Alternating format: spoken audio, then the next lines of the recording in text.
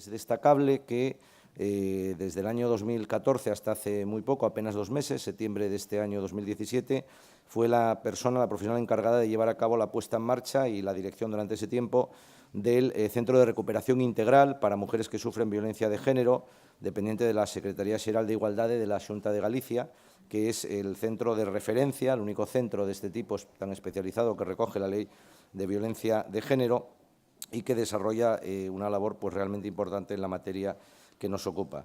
Actualmente está realizando un trabajo comparativo entre el sistema británico y el español en la protección a la mujer víctima de violencia de género y, en definitivas cuentas, es, como vemos, persona con conocimiento profundo en la materia que nos transmitirá a continuación. El segundo ponente, voy a presentarlos a todos para luego ya darles la palabra en un turno de 20 minutos aproximadamente, sin solución de continuidad entre uno y otro. El segundo ponente por orden de intervención es Juan Ignacio Paz Rodríguez.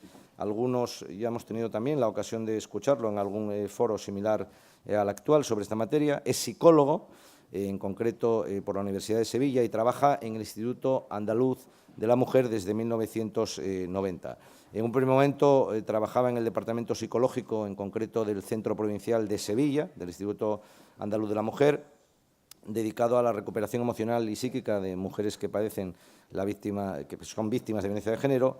Posteriormente trabajó como asesor de la Dirección General de Violencia de Género de la Consejería Autonómica de Andalucía, de la Consejería correspondiente, y actualmente lo hace como asesor técnico en el Gabinete de Estudios y Programas del Instituto Andaluz de la Mujer, donde está como responsable del programa en concreto de atención psicológica a las mujeres menores de edad víctimas de violencia de género. Tiene también amplia experiencia en participar como docente en actividades formativas, no solo en España, sino también en el ámbito internacional, en Iberoamérica, en México, Nicaragua, Marruecos, Perú y Guatemala, en Iberoamérica y Marruecos, concretamente, y tiene, además de esa experiencia importante docente, pues numerosas publicaciones en la materia. Numerosas publicaciones en la materia tiene también, en su vertiente, en concreto, la relativa a la traducción. La tercera ponente que tiene la amabilidad de acompañarnos hoy, que es Maribel del Pozo Triviño, que es doctora en traducción e interpretación y traductora e intérprete jurada de inglés a español y que ha desarrollado una intensa carrera profesional como traductora y como intérprete y actualmente también como docente, puesto que es profesora y vicedecana de Relaciones Internacionales de la Universidad de Vigo. Tiene también numerosas publicaciones en la materia. Ha sido coordinadora de un proyecto europeo centrado en la formación de intérpretes para trabajar específicamente con víctimas de violencia de género y en la actualidad forma parte de la comisión de expertos encargada de velar por la correcta transposición al ordenamiento jurídico español de la Directiva de la Unión Europea 64 del año 2010, que, como sabemos, se refiere al derecho a la interpretación y a la traducción en los procesos penales. Autora también de un, diría que sin fin, de publicaciones en la materia, es alguien con quien nos honramos en contar hoy también porque todos sabemos que la traducción como forma de entendimiento con nuestros clientes o personas que atendemos cuando no hablan el idioma español, pues es un aspecto en ocasiones problemático y, desde luego, siempre importante de la labor de contacto del abogado con sus clientes.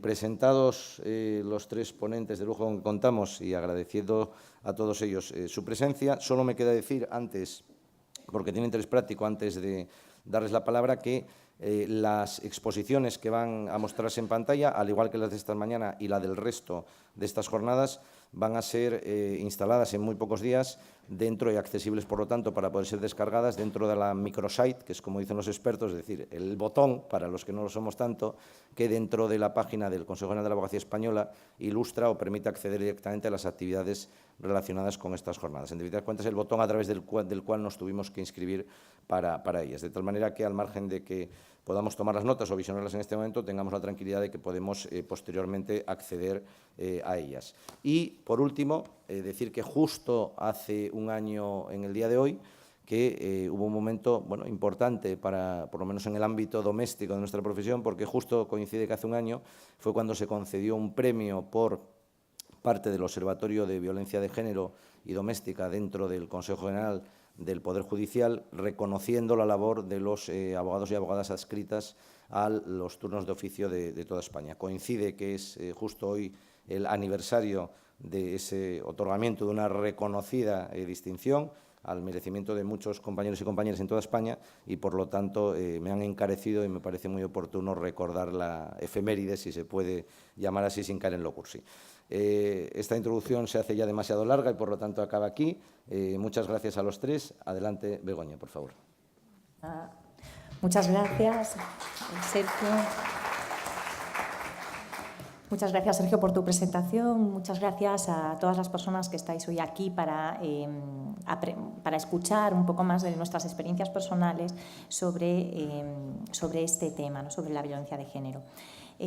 Agradecer igualmente al Consejo General de la Abogacía y al Ilustre Colegio de Vigos que hayan contado conmigo para esta experiencia tan bonita y que voy a intentar transmitir un poco la experiencia vivida desde el ámbito público, siendo letrada, para poder darnos cuenta de cómo ven las mujeres toda la situación que viven. Para todo ello, tengo que decir que desde hace unos cuantos años, cuando dirigía el centro de emergencias que existe en Galicia, empezamos a hacer un trabajo que me parecía fundamental, porque las mujeres venían al centro de emergencia, pasaban los momentos cruciales, los peores momentos, ¿no?, tras la denuncia, que se quedaban 1 mes, 2 meses, 3 meses, 6 meses, y después se iban y no sabíamos nada. Entonces empezamos a trabajar el después, empezamos a tener contacto con ellas y a establecer unos sistemas de comunicación que iban desde la primera semana, los 15 primeros días, el mes, los 3 meses, los 6 meses. Esta experiencia, que empezó además en esta ciudad, que tengo que decir que recuerdo con muchísimo cariño, la traspasamos como una muy buena práctica al Centro de Recuperación Integral Autonómico que tiene la Xunta de Galicia en Santiago de Compostela. Con ello, ¿qué hicimos? Con ello pretendíamos saber qué les había parecido a las mujeres todo el sistema. ¿Qué pensaban después de salir o en la transición de salir de esa situación, de ese infierno que habían vivido? ¿Qué les había parecido? ¿Qué no les había gustado? ¿Qué consideraban que se podía mejorar? Porque como técnicas de la administración pública creo que era nuestro deber y nuestra obligación trasladar a aquellas personas que podían cambiar el sistema en estas cosas, el poder hacerlo. Y eso fue lo que nos ayudó a tomar, tras varios años haciendo este trabajo, analizar aquellas cuestiones fundamentales que ellas señalaban. Ellas señalaban, voy a ver si esto funciona.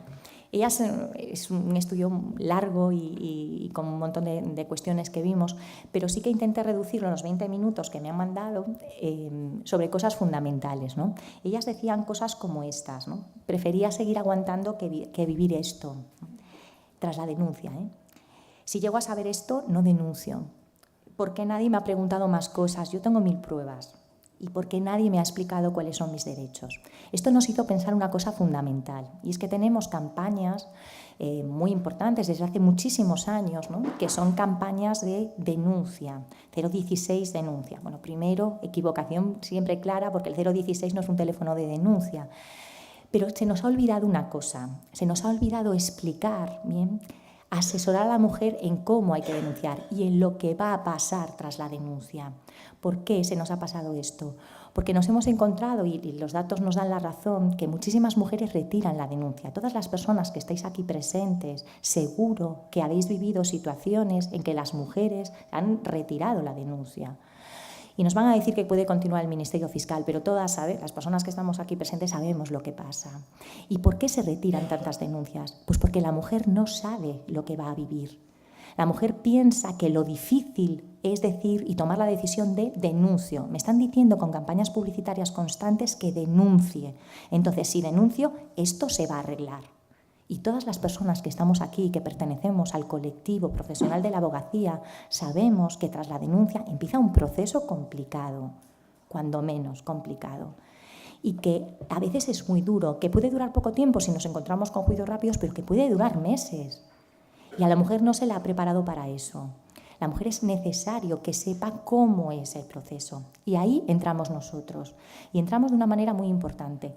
Porque si algo yo tengo muy claro, es la necesidad imperiosa de que estemos los letrados y las letradas desde el primer momento, desde la interposición de la denuncia. Porque somos un colectivo que somos el instrumento básico y fundamental para una persona que no se le han respetado sus derechos pueda tener justicia con letras mayúsculas. Y es importantísimo que estemos desde el primer momento. ¿Bien? Cuando voy a dar los cursos de formación, sobre todo a fuerzas y cuerpos de seguridad del Estado, lo reitero 1000 veces. Por favor, que se nos llamen. Todos hacen las preguntas porque están, ¿quiere usted un letrado? Pero también todos y todas las personas sabemos que a veces dicen, es que no va a esperar la mujer aquí porque es que va a tardar, ¿no? Bueno, sí, a veces tardamos. Pero es muy importante porque también sabemos que en muchos casos, si estuviésemos nosotros desde un primer momento asesorando, ¿bien?, podíamos haber llevado las cosas de otra manera. ¿Bien?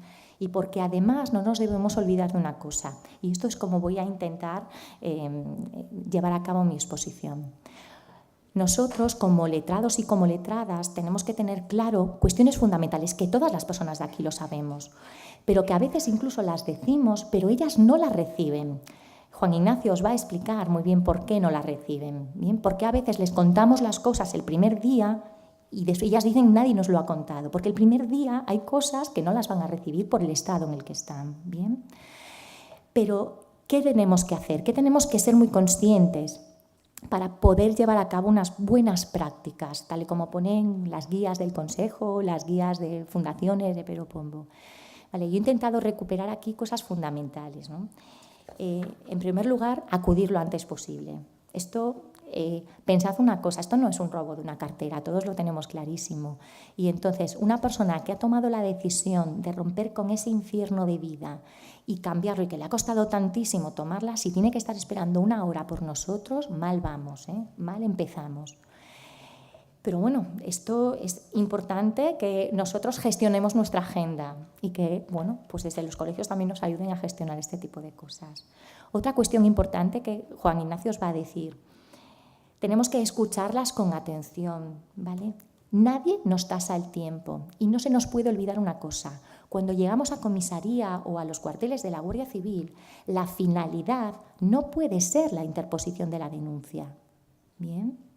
Porque no nos olvidemos, es cierto que un tanto por ciento muy alto vamos a ir allí o vais a ir allí seguramente por el turno, ¿bien? Un tanto por ciento muy alto de estos casos se resuelven por el turno.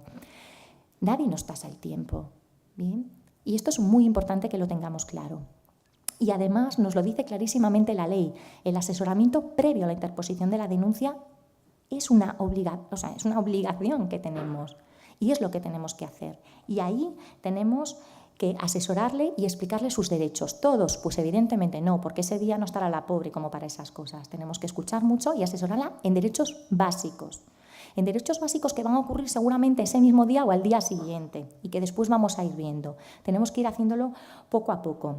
Pero fundamental, y aquí Maribel nos va a ayudar mucho, llegamos y nos encontramos con mujeres que dicen que no se entienden más o menos. Más o menos la entiendo, no, más o menos no me sirve. Me tiene que entender muy bien, porque incluso una persona que habla mi mismo idioma, a veces nosotros tenemos un lenguaje un poco difícil que tenemos que aprender a traducir. Imagínate si encima no controlas el idioma. Yo ahora mismo que decía Sergio que estoy en Londres, me llevo la grabadora y por las noches traduzco en casa porque no me entero de todo. Pues no me sirve el contexto y para eso necesitamos solicitar intérpretes que Maribel os va a explicar clarísimamente cómo se van a hacer de una manera perfecta. Pues esto ocurre en comisaría y aquí tengo que recordar una cosa. Muchos de los derechos que tienen las mujeres que sufren situaciones de violencia de género ya los teníamos por la ley orgánica, pero hemos tenido la suerte que el Convenio de Estambul ha sido traspuesto y tenemos el Estatuto de la Víctima.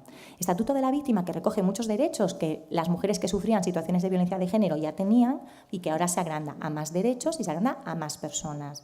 Pues bien, hay un derecho fundamental y que a veces se nos olvida y es que dice el artículo 5 del Estatuto, si no recuerdo mal, y mi capacidad de opositora no está perdida, que la mujer que sufre una situación de violencia de género puede estar acompañada en todos los momentos por quien quiera. ¿Recordáis que hasta la entrada del Estatuto éramos nosotros los únicos, vosotros, las únicas personas que podíais entrar con ella en declaraciones? Bueno, pues ahora no.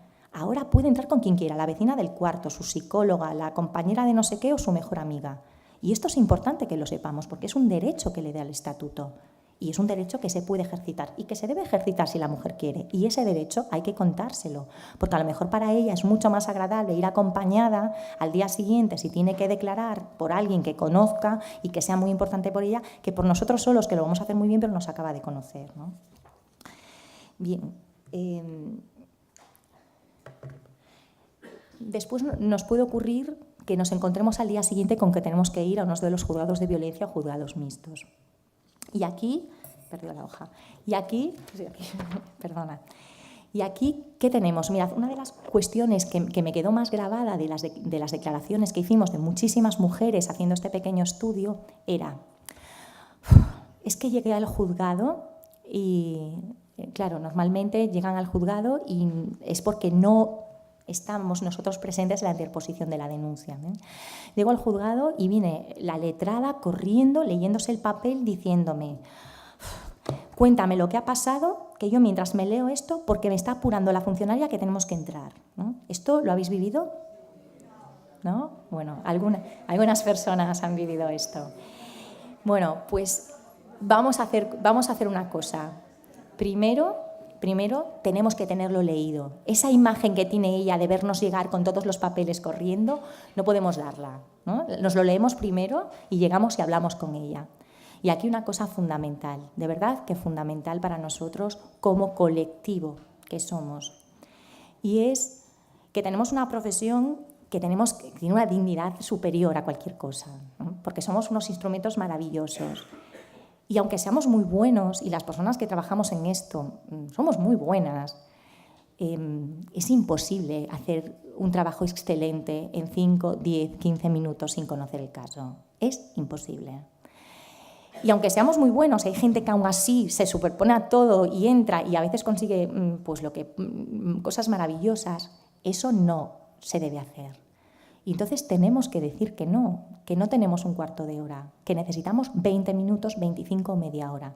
Yo sé que puede ser un problema para el juzgado, para su señoría, que tiene una agenda, pero para eso están los colectivos, para eso están los colegios profesionales. Y los colegios profesionales nos apoyan cuando tenemos que decir, oiga, esto pasa en este juzgado constantemente y no nos dejan defender los derechos de las mujeres que sufren estas situaciones. Pues los colegios están para ello y lo hacen muy bien. Así que tenemos que hacérselo llegar a los colegios cuando esto ocurre en determinados juzgados, que no ocurre en todos, gracias a Dios, pero que a veces ocurre. Entonces, tenemos que ser muy conscientes también de defender nuestros propios derechos como profesionales de la abogacía que somos y que queremos hacer un trabajo muy bien hecho y lo hacemos muy bien. Después, tenemos una cosa que parece una tontería, pero que a veces se nos olvida, y es darle los datos de contacto, la famosa tarjeta de visita. Ella no se acuerda de vuestro nombre, de verdad que no se acuerda. O sea, porque en ese momento, Juan Ignacio os lo va a explicar mucho mejor. No, dárselo por escrito. Dadle por escrito si quedáis con ella al día siguiente. Dádselo todo por escrito, porque no se va a acordar. Bien, entonces, aunque os diga que sí, no se va a acordar. Tarjeta de visita, llevarla siempre con vosotros. Puede parecer una tontería, pero es una cosa tan real como la vida misma. Y después hay que preguntarle cosas, que a lo mejor ya se las hemos preguntado si hemos tenido la suerte de estar en el momento de la interposición de la denuncia. Y aquí me vuelvo a remitir al estatuto. ¿Quieres tener contacto con él visual? ¿Quieres que te pongan una mampara? ¿Quieres que podamos hacer una declaración a través de un sistema telemático como puede ser una videoconferencia? Esto hay que preguntárselo. ¿Quieres que no haya gente en sala? Porque nosotras tenemos visto a todo el pueblo, hasta el cura me tengo encontrado allí. Y eso es una presión que hay que aguantar todo eso, cuando tienes a todos tus vecinos ahí atrás. Y estos son derechos de ella que los recoge el estatuto en el año 2015. Por lo tanto, estos derechos hay que recordárselos a ella y hay que solicitárselos. Y será su señoría la que diga sí o no y por qué. Bien, pero nos estamos encontrando con que cada vez más muchos jueces tienen en cuenta todas estas situaciones, tienen en cuenta el bienestar de esa persona. Y también tengo que decir que es un poco significativo cuando, recuerdo no hace muchos meses, me voy a un juzgado de un pequeño pueblo de La Coruña de la Costa Y cuando pedimos una mampara, porque la psicóloga decía que estaba en shock, que era imposible, que no podía ni verlo, la jueza suspendió porque no había mampara. Y yo me pregunto, año 2017, Dios mío, lo de la mampara viene de la ley, de la orgánica, que fue del 4, o sea, en 11 años nadie en este pueblo ha necesitado una mampara para no tener contacto visual con el agresor. ¿Vale? Bueno, pues eso hay que plantearse. Entonces, los derechos hay que decírselos y hay que solicitarlos. Y esos son derechos fundamentales para que esa mujer pase ese trance de la mejor manera posible, ¿no? Después, lo mismo, si estamos en juzgado, acordaros de la traductora. Y después, una vez que la mujer entre en sala, que haya sucedido, estamos hablando de un rápido, por ejemplo, tenemos que volver a hablar con ella, ¿bien? Y tenemos que quedar con ella, porque Juan Ignacio os va a explicar claramente que ella ese día no se va a enterar de nada.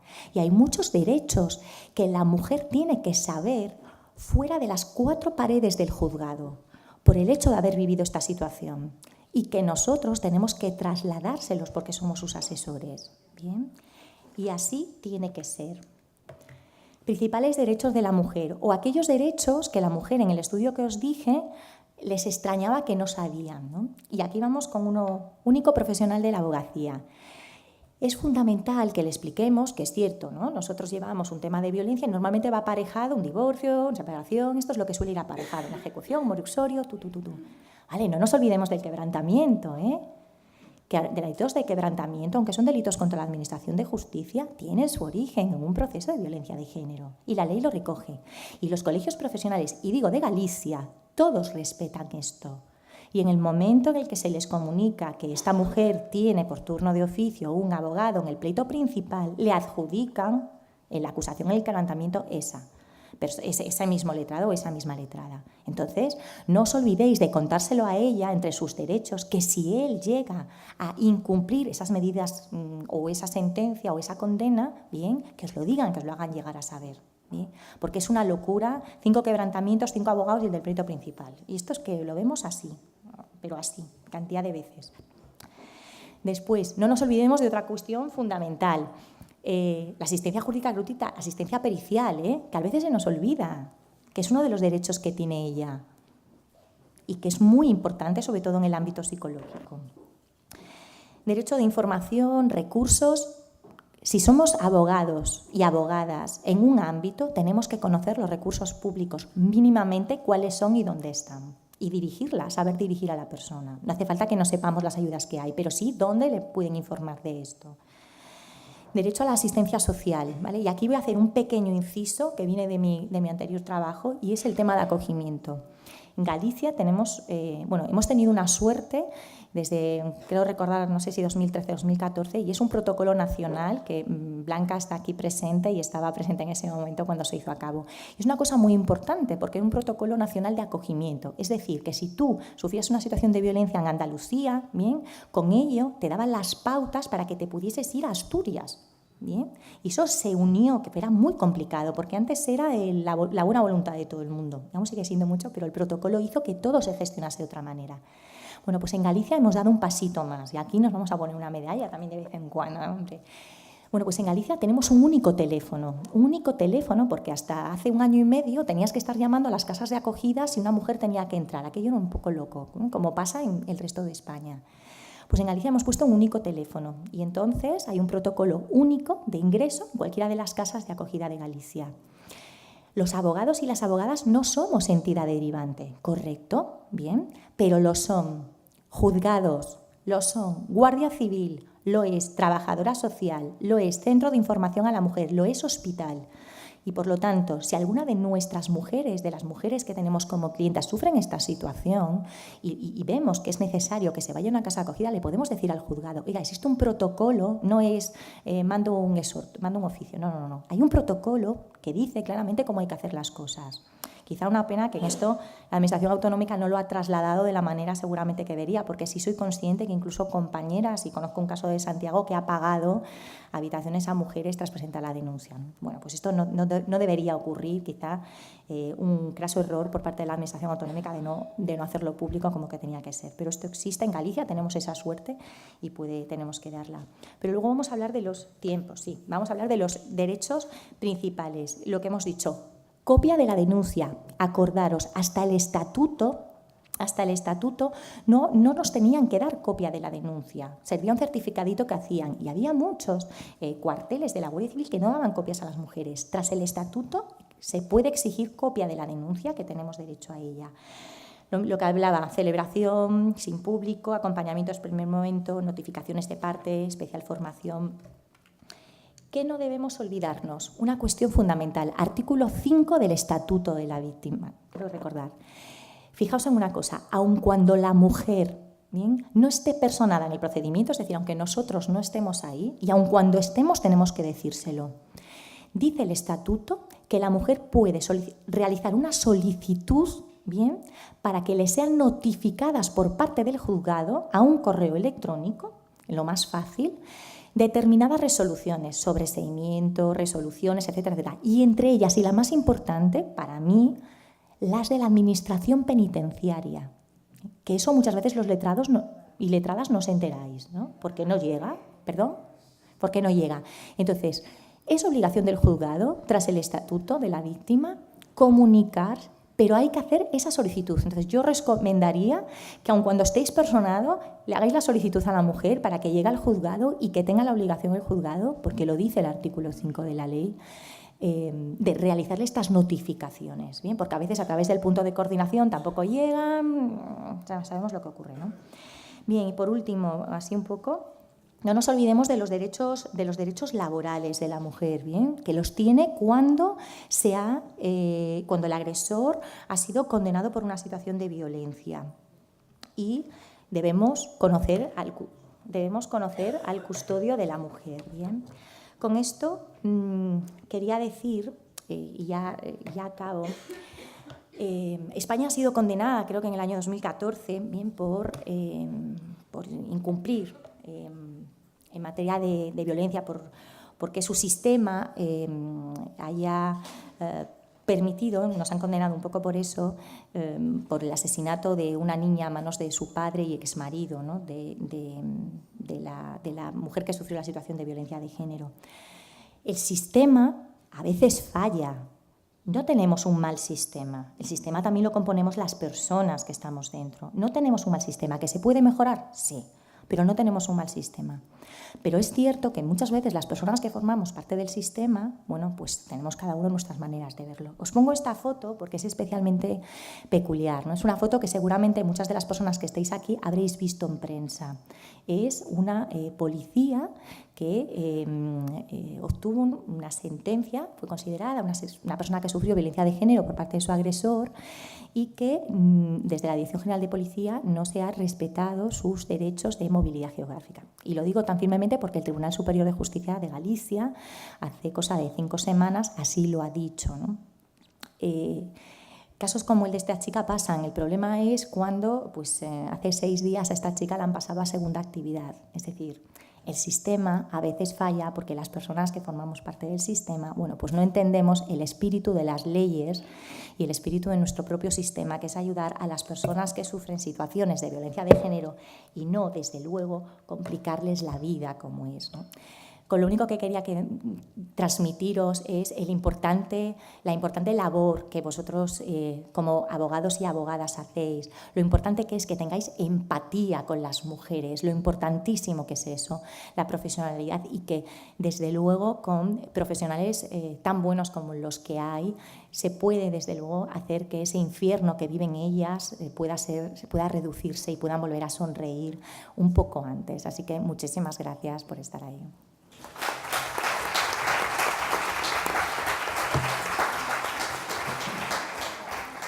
Muchas gracias a Begoña Ribeiro. Tiene a continuación la palabra Juan Ignacio Paz. Adelante, por favor. Vamos a ello. Yo no sé si voy a ser capaz de decir todas las cosas que ha dicho Begoña que tengo que contar. Pero bueno, Yo siempre soy muy optimista y traigo mucha más transparencia más diapositivas de las que voy a contar siempre, pero van a quedar ahí, ¿vale? Con lo cual, si algo se queda en el tintero, pues va a quedar en el material y tampoco está mal. Por supuesto, agradecer muchísimo la oportunidad que se me da de trabajar con este foro, ¿sabéis? No es mi campo profesional, pero sí trabajo en muchísimas ocasiones con compañeras y compañeros de la abogacía y para hacer el trabajo que tenemos que hacer conjunto de ayudar a víctimas de violencia de género.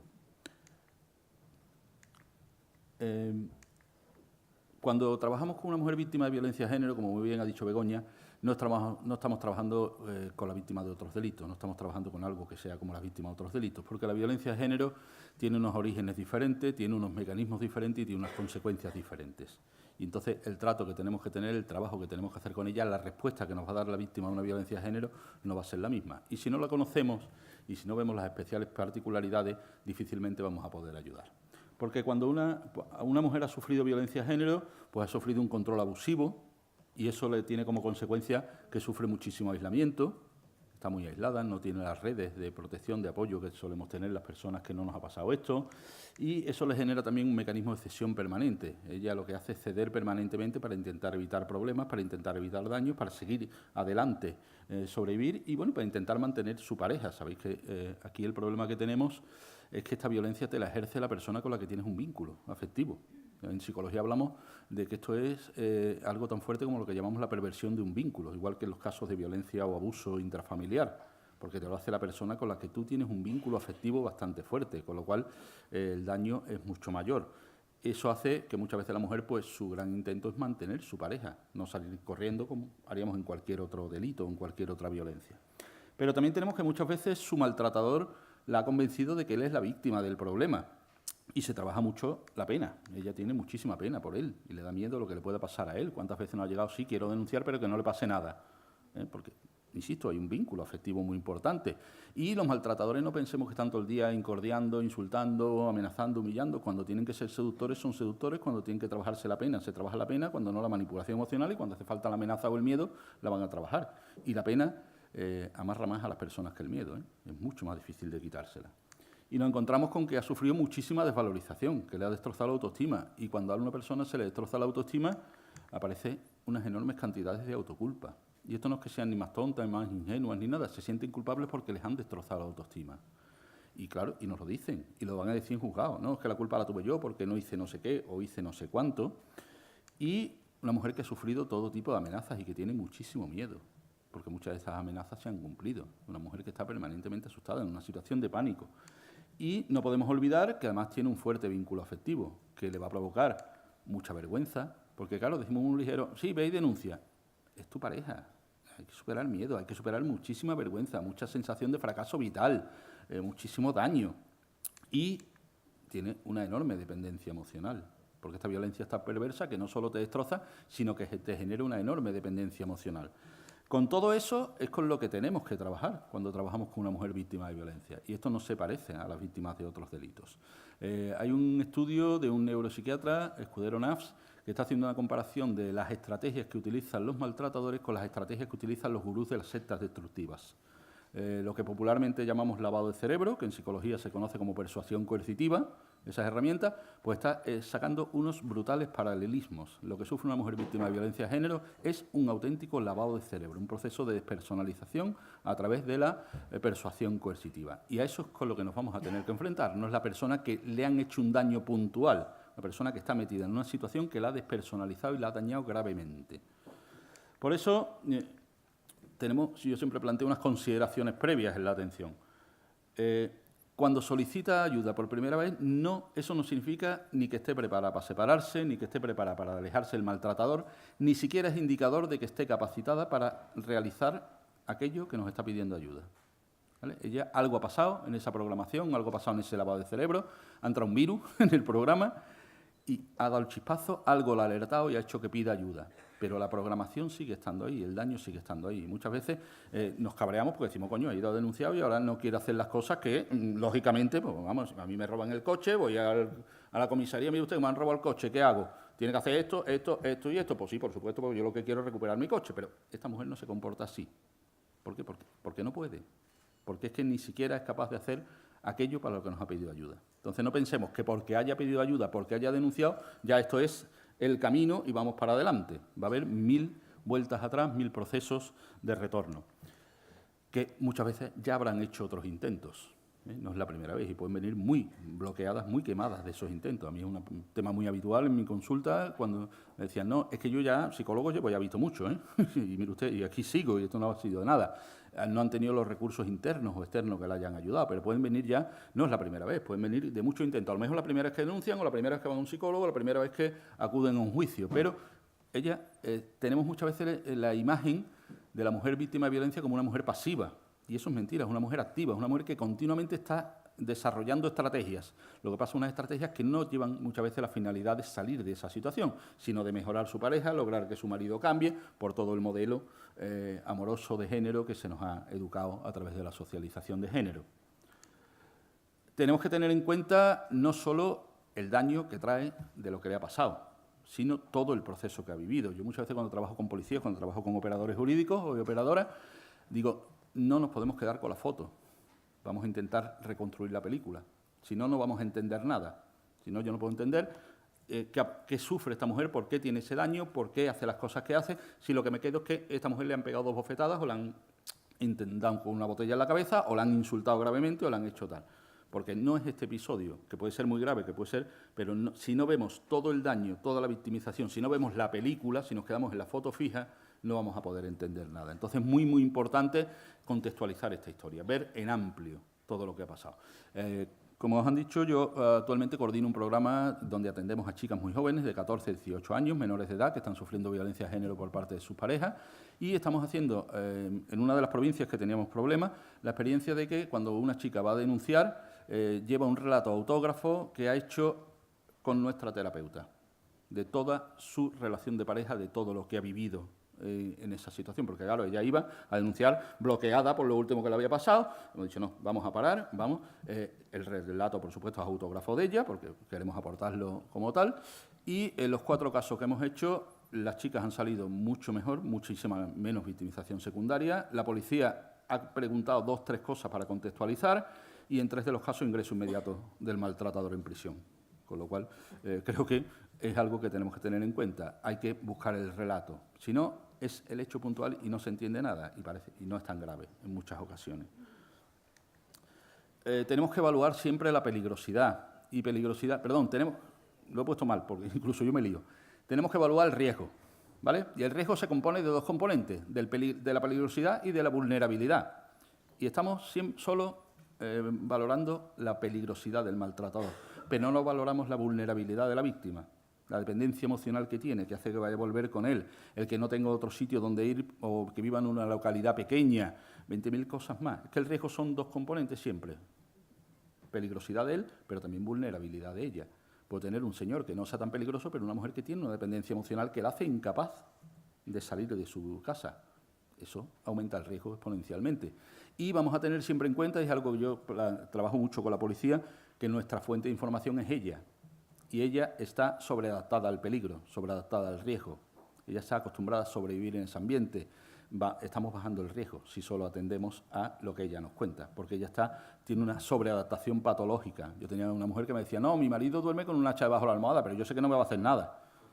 Para cortarse las uñas no creo que tenga hoy, ¿eh? Vamos a ir por parte. Pero ella lleva mucho tiempo viviendo ahí y es un mecanismo de adaptación que se sobreadapta y se hace patológico, pero es un mecanismo de supervivencia psíquica, al fin y al cabo. Pero si no tenemos eso en cuenta, ten en cuenta que estamos minusvalorando el riesgo, si solo atendemos al relato de ella, porque el relato de ella va a minusvalorarlo. Consideraciones cuando entramos en la entrevista. Para nosotros la entrevista, y la toma de testimonio, llamarle como vosotros digáis la profesión, a nosotros la entrevista, que es una de nuestras herramientas básicas, es importantísimo porque es lo que nos va a dar todo esto. Muchas veces esta mujer ya ha tenido que relatar esto en muchas ocasiones. A mí muchas veces que me llegan a consulta y dicen, ¿y ahora qué le tengo? ¿Que empezar a contar otra vez usted todo? Pues sí, pero vamos a ser un poquito... no dañar, por así decirlo. Habrá cosas que sí, cosas que no, vamos a intentar contextualizar, vamos a explicarle por qué necesitamos ese relato amplio, porque posiblemente haya tenido que contar ya eso muchas veces. Que puede venir en unas condiciones especialmente emocionales agudas, una fase aguda de la violencia, en mujeres que no son capaces, y eso va a afectar al relato. No solo porque no sea capaz de contarnos, yo tengo mujeres que tenían el nudo en la garganta, que eran incapaces de contar, sino que también va a afectar el relato de una mujer víctima de violencia. No va a ser un relato coherente, no va a ser un relato bien estructurado en el tiempo, va a haber lagunas porque hay un mecanismo de defensa psíquico que es la amnesia, no ya a niveles grandes, pero va a olvidar episodios porque es que se tiene que olvidar de ellos. Hay una experiencia que nos ha pasado muchísimas veces en los grupos, nosotros trabajamos muchísimo en grupos terapéuticos, mujeres que a medida que van sintiéndose mejor, se van sintiendo mucho peor y quieren abandonar el grupo porque empiezan a recordar muchos de los episodios que su cerebro, por pura supervivencia, ha anulado. Y entonces hay un momento de equilibrio que tenemos que trabajar muy bien porque empiezan a sentirse fatal, porque empiezan a recordar muchas de las cosas que habían anulado de su memoria. Entonces el relato de una mujer víctima de violencia ni va a ser coherente, ni va a ser bien estructurado en el tiempo, ni va a ser completo. Y eso no es indicador de falta de credibilidad, por mucho que haya estudios. Los estudios de credibilidad no están hechos para mujeres víctimas de violencia. Se están usando estudios de credibilidad adaptados de abusos sexuales infantiles. Y no sirven, y dan una cantidad enorme de falsos negativos. No dan falsos positivos, no es que se cuele una mujer que esté mintiendo, es que dan muchos como negativos de mujeres que están haciendo un relato verdadero. Entonces vamos a tener eso en cuenta. El que una mujer dude, el que una mujer no haga un buen relato, el que una mujer no haga un relato estructurado en el tiempo, el que una mujer no haga un relato completo, es indicador de violencia, es indicador de daño. No vamos a juzgar por eso, pero vamos a tenerlo en cuenta siempre. Muy difícil comunicar esto, yo digo, vergüenza, miedo, sensación de fracaso vital, mucha culpa, mucha autoculpa como consecuencia de la destrucción de la autoestima. Tenemos que intentar evitar y reducir la victimización secundaria, todas esas expresiones que puedan hacerla responsable o culpable de lo que ha vivido. Bueno, ¿y por qué no lo has dejado? ¿Y para qué has aguantado tanto? Y otra vez has retirado la denuncia y todas esas expresiones que incluso las hacemos con buena voluntad, a ver si reacciona, a ver si espabila, como decimos, pero que la estamos dañando. Y bueno, ¿y para qué aguantaste tanto? ¿Y tú por qué has soportado esto? Ya él la ha convencido que es tonta. No insistamos en ello, que desgraciadamente lo hacemos en demasiadas ocasiones. Un apartado que yo siempre digo, las expresiones de normalización de la violencia, las expresiones de exculpación de él, las expresiones de autoinculpación de ella, para mí son señales de que la violencia y el daño está ahí. No son señales de falta de credibilidad, al contrario, porque es lo que me encuentro en la inmensa mayoría de las víctimas que he atendido. El exculparlo a él y autoinculparse ella, o decir que lo que le está pasando es normal. Cuando Miguel Lorente sacó aquel libro de Mi marido me pega lo normal, que tanto revuelo levantó el título, pues nosotros decíamos, ¿dónde está el revuelo? Si eso lo escuchas en consulta. Mi marido me pega lo normal, vengo porque hoy se ha pasado. Era la segunda parte que Miguel no puso en el título, ¿no? Pero que cuando encontramos eso, por favor, no lo entendáis como indicadores de que no es real la violencia. Es un indicador precisamente del daño que estás sufriendo, porque es lo habitual encontrarte en las mujeres víctimas de violencia de género. ¿Qué pautas solemos dar para la entrevista? ¿Qué es lo que yo recomiendo para la entrevista, para la toma de datos, para la relación profesional que establecemos con ella? Primero, crear un clima de seguridad, de confianza, porque ella está aterrada. Si además nos encontramos en una situación como un juzgado, como una comisaría, ese ambiente, el pánico. Imaginaros con el sector que estamos trabajando ahora, con los adolescentes, si ya para una mujer víctima de violencia llegar a un juzgado es traumático, imaginaros para un adolescente con 14, con 15, con 16 años. Es aterrador. Y se nos van para atrás, evidentemente. Tenemos que hacer todo un trabajo. Hemos tenido que dedicar fondos especiales para que nuestras terapeutas las acompañen a los juzgados, que no estaba previsto en el programa, pero es imprescindible, porque si no, no van. Entonces, hay que crear antes que nada ese clima de seguridad y de protección y de confianza. Tenemos que animar a la mujer a que hable de su situación. Ella va a estar bloqueada, pero es nuestra tarea. Tenemos que ayudar a construir el relato. Tenemos que ayudar a recoger los datos. Mientras más amplio sea, y se lo planteo yo también muchas veces a mis terapeutas, porque tenemos que hacer informes, mientras más amplio sea lo que yo recojo, más herramientas le estoy dando a quien tiene que valorar esto, desde un juzgado, desde una elaboración de pruebas, desde lo que sea. Voy a animar, tengo que favorecer el diálogo, no puedo mantenerme simplemente a lo que la mujer me cuente y ya está. Tengo que profundizar, tengo que favorecer el diálogo, tengo que indagar, tengo que intentar contextualizar. Ella no recuerda tiempos, pero sí yo puedo ver, bueno, esto te pasó antes que esto, esto tú dices que te pasó, pero fue antes de las Navidades o después de Navidades, que me estás diciendo que fue hace unos meses, ya tu niña había hecho la comunión o todavía no. Estoy contextualizando en el tiempo, la estoy ayudando a poner un relato que tenga una coherencia temporal que no va a tener, porque es el barullo de todo lo que ha pasado. La violencia más sabéis que es cíclica, que es circular, que es basada en el ciclo de la violencia, y son cosas que se van repitiendo,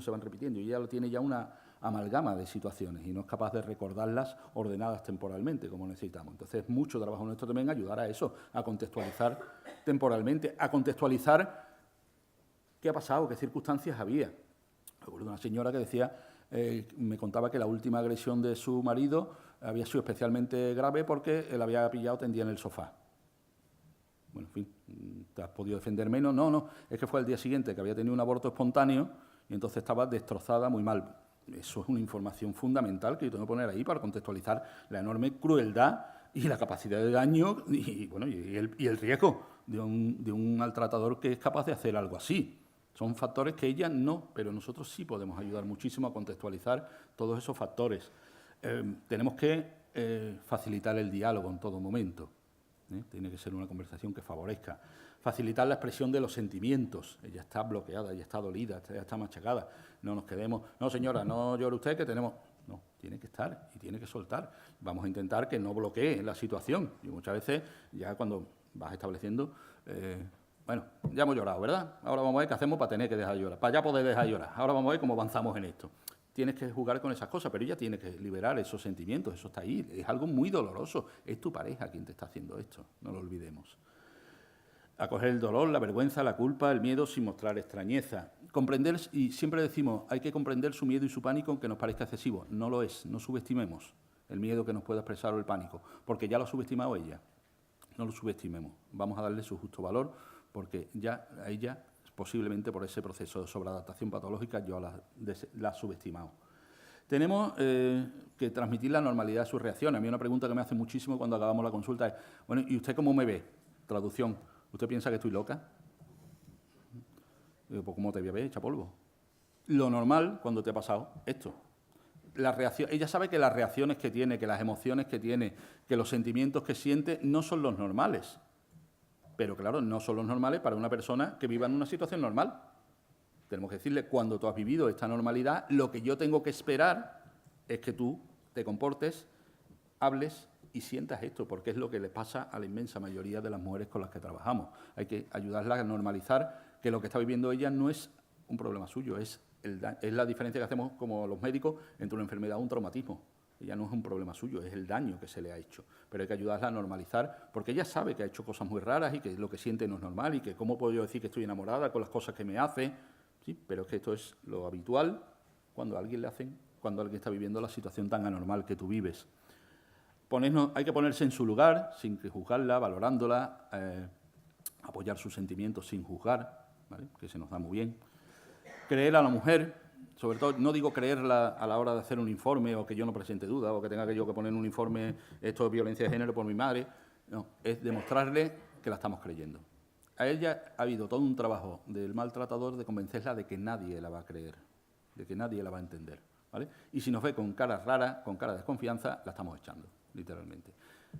Yo muchas veces, sobre todo cuando trabajo con sectores policiales, es que yo se me encuentro y digo, tú eres juez, tú cobras sueldo de juez, ¿no? Pues entonces... ya juzgará quien tenga que juzgar. Tú recoge los datos con la mejor credibilidad posible. Tú no tienes que juzgar. ¿Por qué te metes en lo que no es tu actitud profesional? Vamos adelante. Y ya llegará la instancia que tenga que calificar eso como delito o no y quien la tenga que juzgar. Pero ¿por qué estás metiendo a buscar desconfianzas o no de lo que estamos hablando? Insistir en la prioridad sobre su seguridad física y psíquica, porque ya va a haber muchas cosas por delante. Ayudarla a pensar, a ordenar sus ideas, a tomar decisiones. Darle tiempo. Importantísimo, como decía Begoña, el tiempo para tomar sus propias decisiones, no podemos andar apretándola. Entrar en la violencia es un proceso, son años de daño. Salir es un proceso y es un acompañamiento que tenemos que hacer, no podemos estar forzando esto. Tenemos que alertarla y tenemos que respetar sus decisiones, alertándola, y ese es nuestro trabajo, de qué pasa si decide una cosa o si decide otra. Pero es ella quien tiene que tomar sus decisiones y no podemos dejar de ayudarla o condicionar nuestra ayuda a que haga lo que pensamos que tiene que hacer, que también lo hemos visto en muchas ocasiones. Es triste, pero nos hemos encontrado muchas veces los padres y madres que acompañan a las niñas, perdón, yo digo las niñas porque son mis niñas, ¿vale? Esas menores de edad que atendemos, que dicen, no, yo ya le he dicho, porque siempre intentamos trabajar con madre y padre, y que tu madre diga, o tu padre, no, yo ya le he dicho que cuando deje ese novio yo le ayudo en todo, pero que mientras a mí ni siquiera me hable. ¿Qué estamos haciendo? Y es su padre o su madre, imaginaros que no hacemos los profesionales o las profesionales. Facilitarle, no solo facilitar la información de recursos, que es fundamental, imprescindible, vamos a ir un paso más, vamos a convencerla de que acuda a esos recursos, vamos a motivarla, vamos a acompañarla, vamos a apoyarla. Mi trabajo no está completo si no la pongo en conexión con el siguiente eslabón de la cadena. Yo, si hago mi trabajo psicológico, tengo que convencerla de que acude a una abogada, a un abogado para que vea sus derechos y tendrá que ver que vaya a la unidad de trabajo social para ver qué recursos puede tener y tendremos que conectarla. Si no, yo tengo que ser un eslabón de una cadena. Si no soy un anillo de oro y brillante, si quieres, estupendo mi trabajo, pero no estoy sirviendo, porque esto es un trabajo integral y lo que no sea un trabajo integral no sirve. Aquí ningún profesional servimos para nada aisladamente. Esto es un trabajo de equipo y mientras no nos convenzamos de eso, no avanzamos en nada. ¿Cómo estamos? Bien. ¿Ya he dicho los 20? Bueno, pues entonces poquito. Algunas actitudes a evitar, pero bueno, no me insistí mucho porque ya muchas de ellas han ido saliendo en positivo, en negativo, todo esto. Utilizar expresiones que puedan hacer sentir culpabilidad. Ya ella tiene una enorme carga de autoculpa. Nosotros siempre decimos que cuando la autoestima se va por la ventana, la autoculpa entra por la puerta. Son los dos platos de una balanza antigua. Si yo a una persona le destrozo la autoestima, le sube la autoculpa. Y ella le han dejado sin autoestima, se siente culpable de todo. Vamos, no le reforcemos eso encima. Da la impresión de que todo se va a arreglar fácilmente, darle falsas esperanzas. Yo cuando trabajo con ella digo, mira, de esto se sale ahora. Esto va a ser largo, feo, duro y desagradable y va a ser lo más difícil que has hecho en tu vida. Pero vamos a salir. Pero no piense, yo no tengo la varita mágica para que esto cambie de golpe y vamos para adelante. Esto va a ser muy duro. Hay que trabajar sobre la realidad. Decir que basta contratar a la pareja para que todo se arregle, el paternalismo, la sobreprotección, que también caemos mucho y eso en mi profesión somos mudados a ello.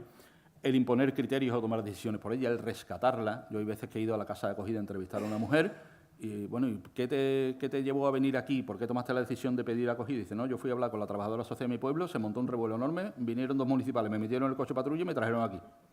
Al día siguiente esa mujer no estaba, como es lógico. La hemos rescatado de algo que ella no había decidido. Hay que acompañar en un camino. Situaciones de alto riesgo, situaciones donde haya menores por medio, tienen otras consideraciones, ¿vale? Pero vamos a trabajar en eso. El discutir la cantidad o calidad de la violencia, el presionarla, el quitarle apoyo, cuando todavía no está preparada para hacer esos cambios fundamentales en su vida, el contribuir al aislamiento. Ya no queremos escuchar a esta mujer, ya estamos hartos de ella, pero estamos haciéndole el juego a su maltratador. O el cansancio, la desaprobación, el reproche. Yo es un tema que trabajo muchas veces con los cuerpos policiales. Venga la mujer, las veces que venga la tenemos que atender con la misma motivación. Y si no podemos, porque somos humanos, yo hay usuarias que ya no podía ver porque me bloqueaba, que la atiende una compañera, que la atiende un compañero. Porque hay quien rompe la cadena de un tirón y quien necesita 10 tirones, pero al 10º tirón nos necesita allí, otra vez.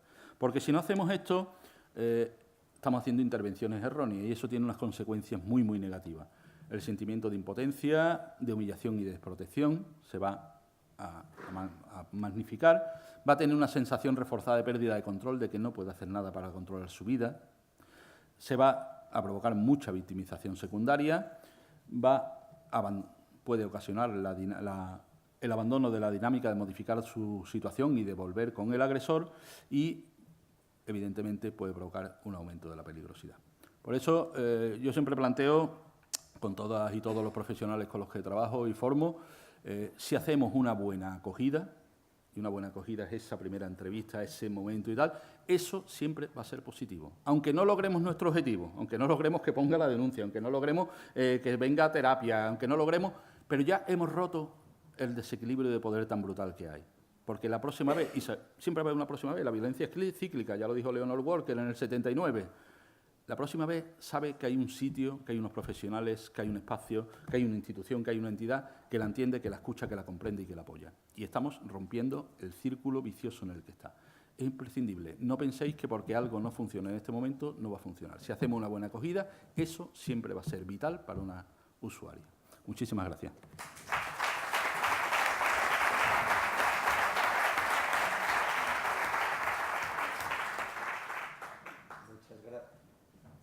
Muchas gracias, Juan Ignacio. Tiene la palabra a continuación Maribel del Pozo Triviño. Adelante y gracias. Muchas gracias también.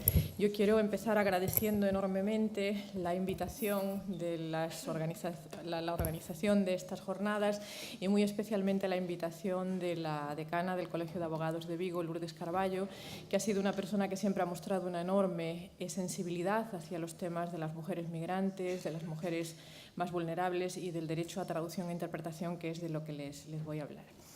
Pues bueno, como les digo, voy a empezar mi intervención haciendo un poquito de explicación del contexto. Les voy a hablar de algunos datos sobre violencia de género y mujer migrante.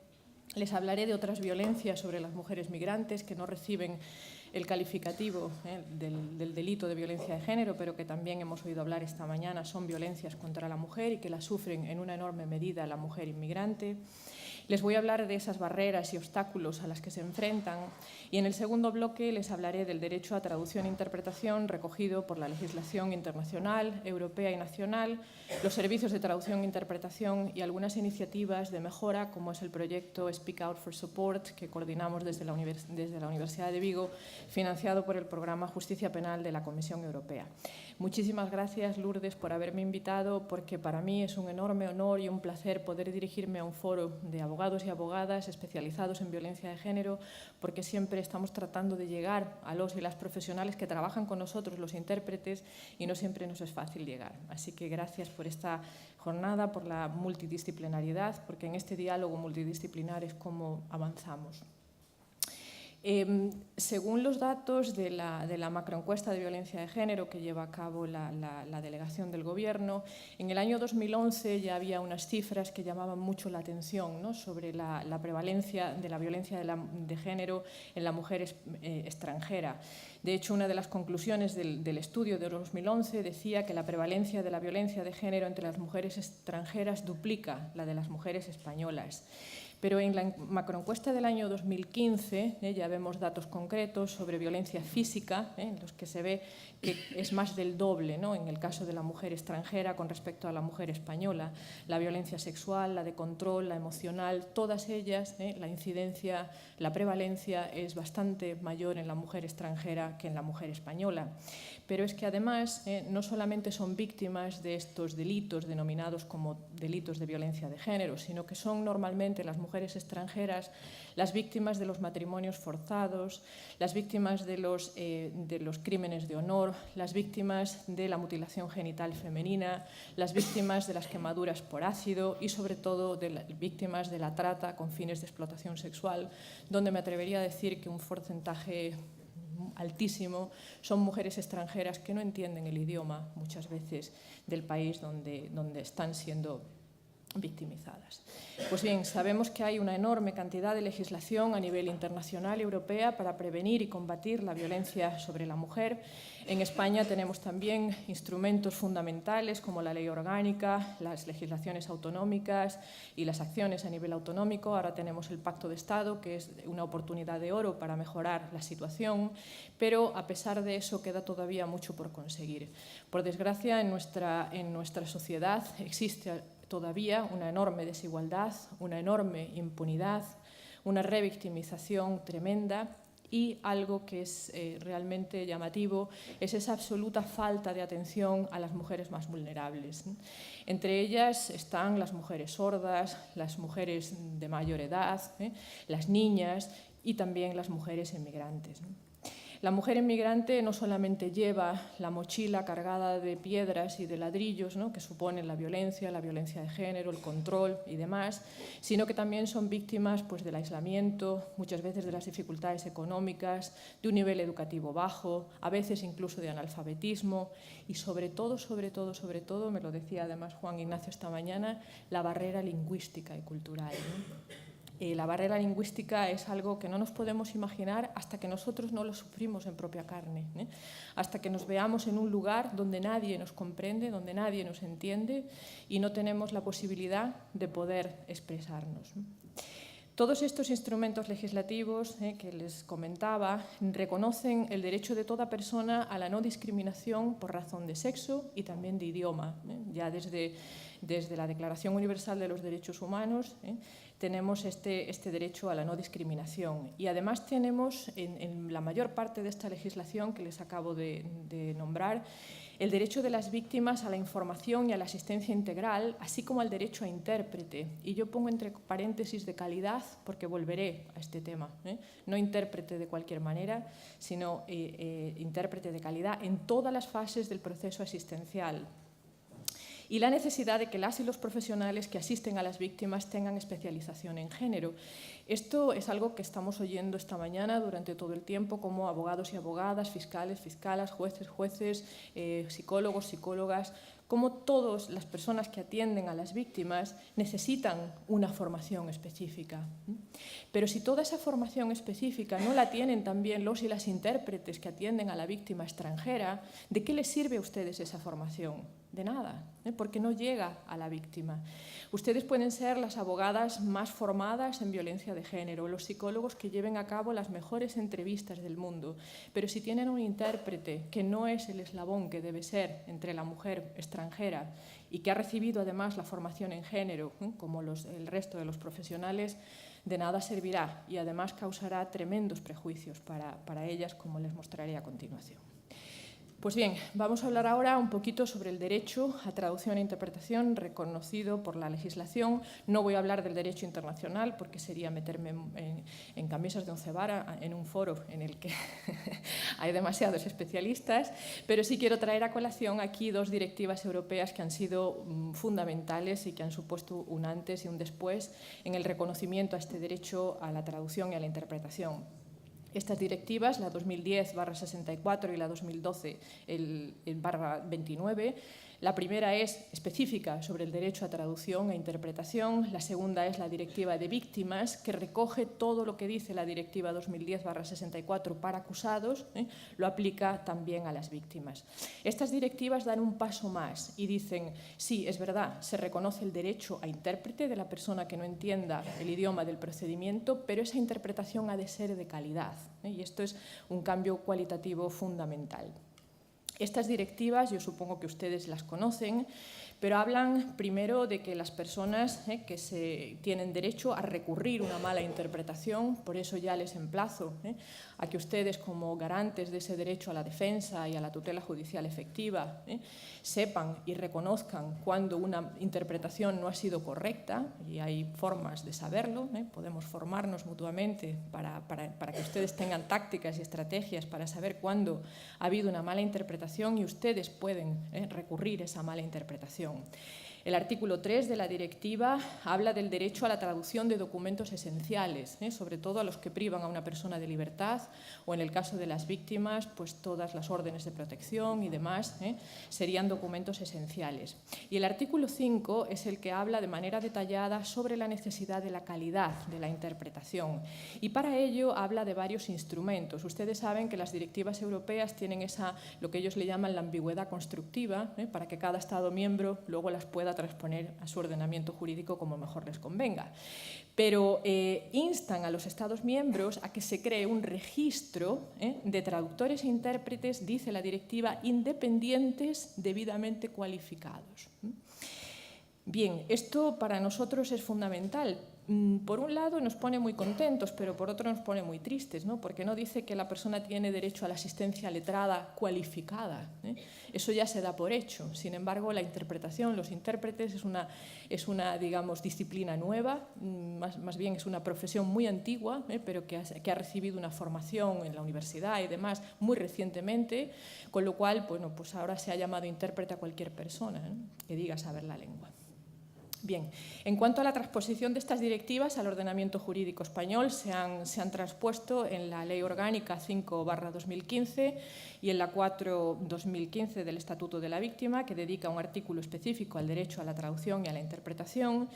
Y queremos comentar que esa transposición, aunque es prácticamente un corta y pega de la directiva, hay poquitas cosas en las que se haya ampliado lo que ya decía la directiva, dice que el Gobierno, en el plazo de un año, hará un proyecto de ley de creación de un registro oficial de traductores e intérpretes judiciales.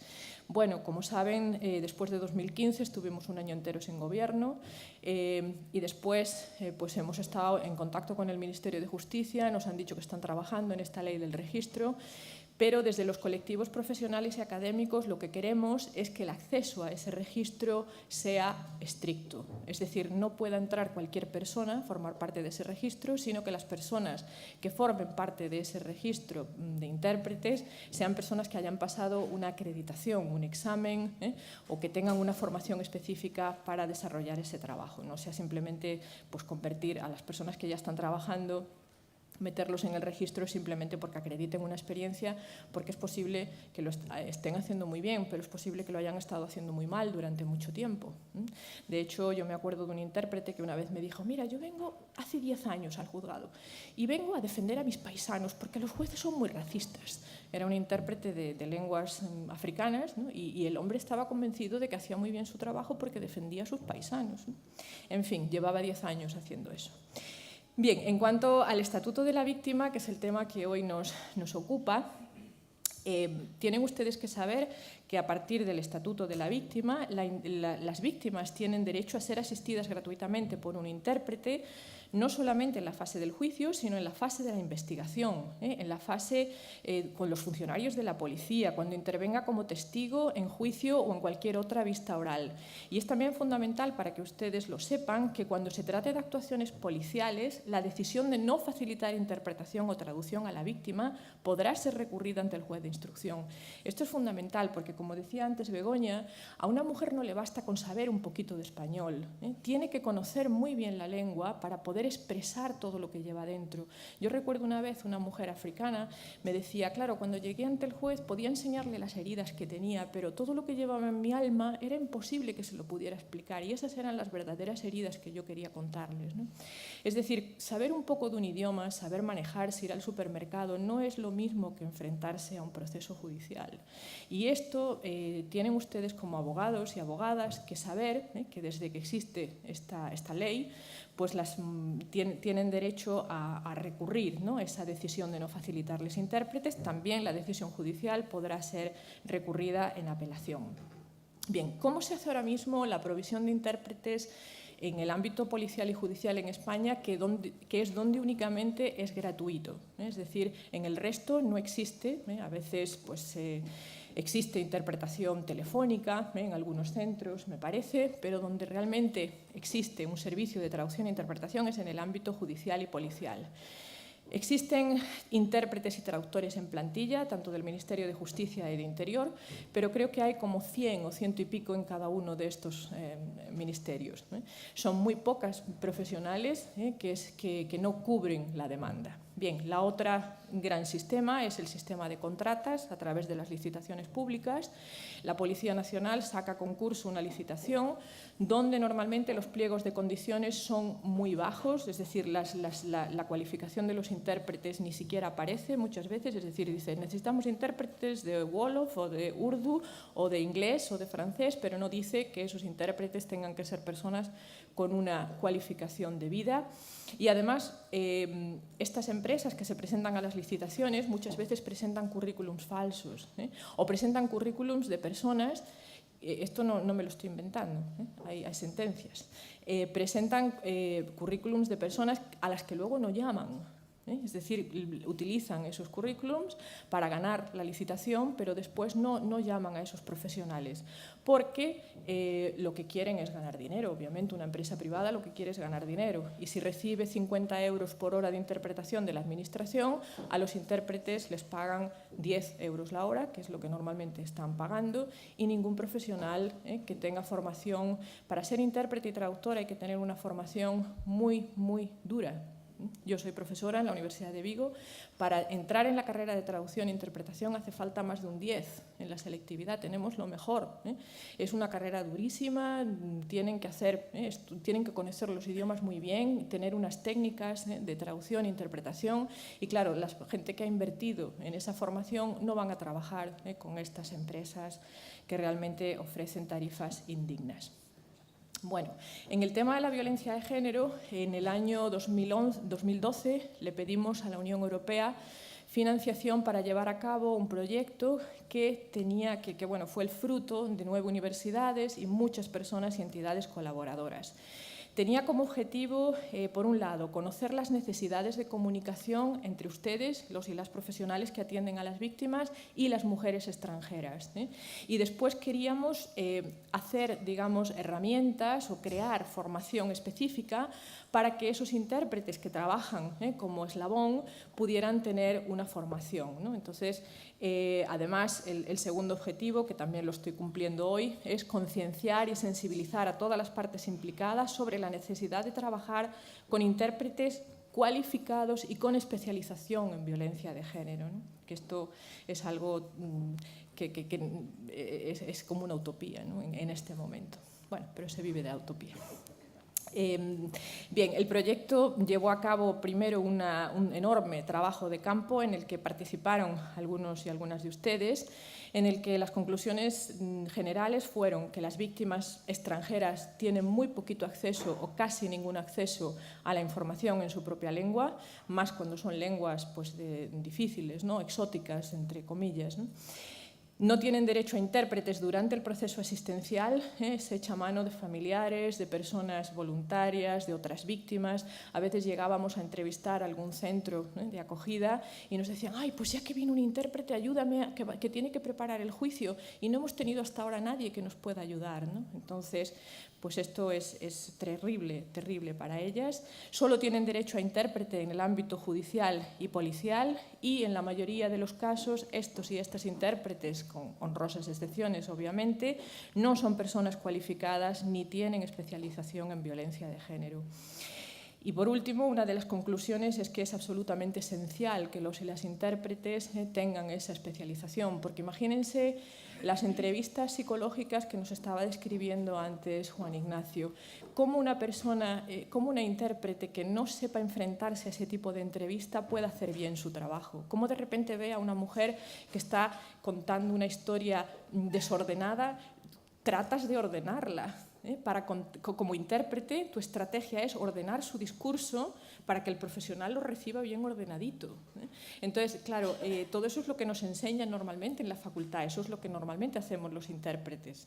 A veces tenemos a oradores que son un desastre y lo que hacemos nosotros es tratar de ordenar el discurso. Eso en este ámbito no vale. Y estas personas, estas y estos intérpretes, tienen que tener esta formación que sea específica. Bien, los problemas que se derivan de esta falta de profesionalización y especialización de los intérpretes son enormes, ¿no?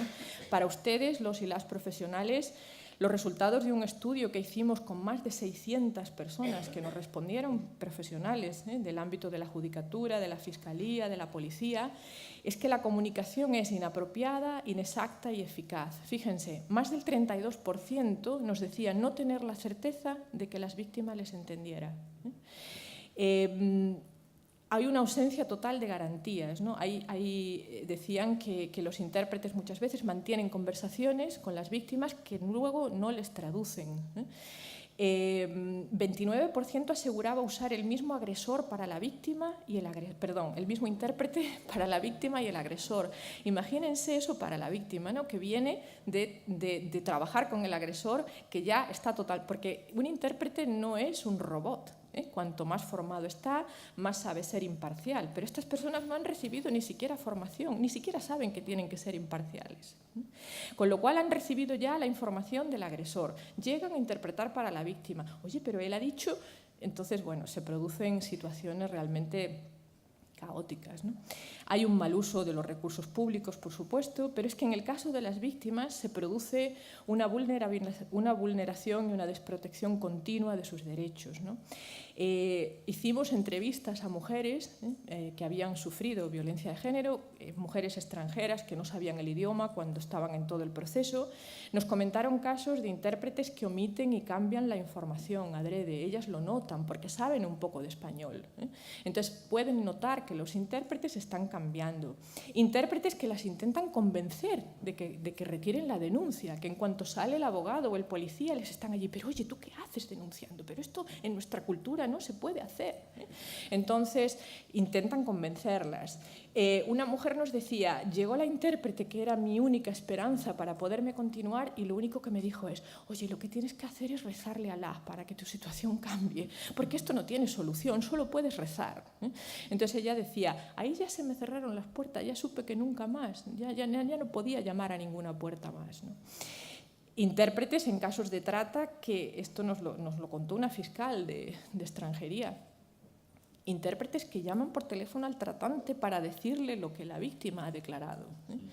Entonces, porque nadie controla quiénes son esos intérpretes, nadie absolutamente. Esas empresas no saben a quiénes contratan, no les exigen ni un certificado de antecedentes penales, ni nada de nada. Tú dices que sabes chino, ¡hala!, te ponen en la lista de chino. Ha habido compañeros y compañeras que han hecho pruebas y han llamado para decir que saben chino mandarín o urdu, los apuntan, los llaman, y no te piden ni siquiera que acredites nada de nada, ¿no?